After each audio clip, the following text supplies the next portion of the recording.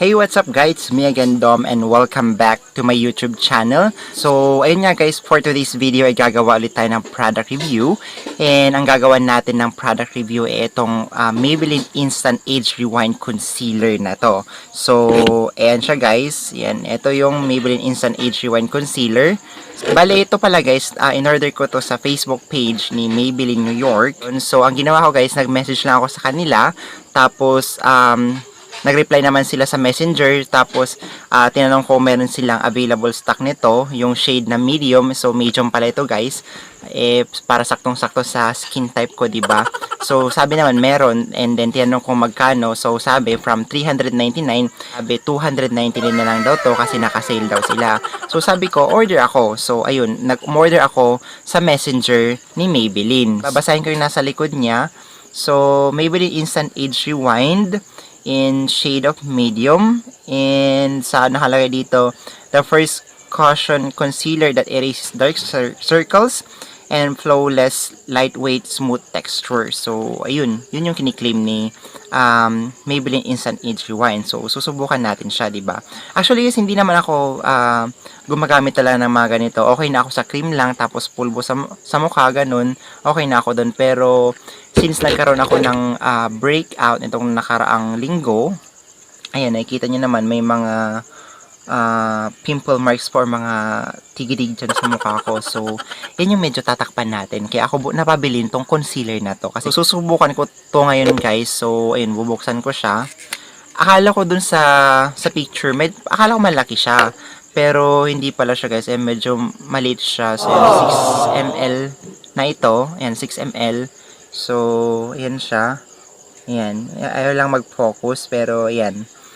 Ayan. Tapos, ayan, medyo may ito parang foam, ganun. Pero hindi siya natatanggal. So, medyo parang, sa hygiene, parang hindi ako satisfied dito. Kasi nga, hindi siya nalalabhan, ganun. So, well, kapag ilalagay mo naman sa mukha mo, make sure na dapat malinis yung mukha mo, diba? Para hindi agad nadudumihan ito. So, ayan. So, sa mga napanood ko na video, sabi iti-twist lang daw to hanggang may magpakita dun sa foam niya. So, twist lang.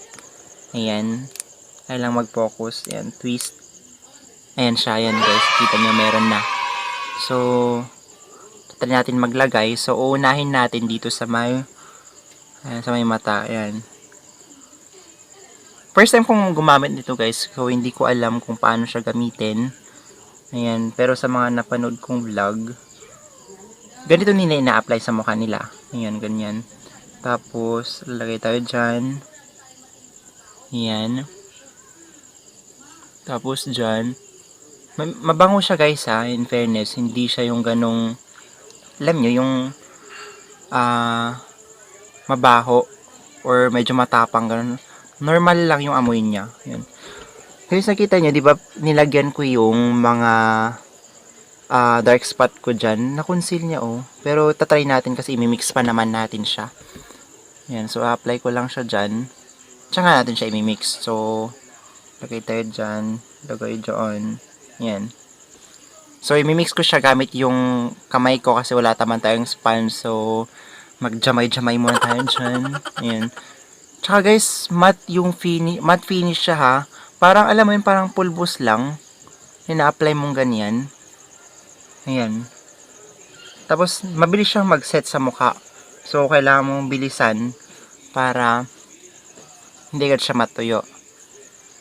Ayan.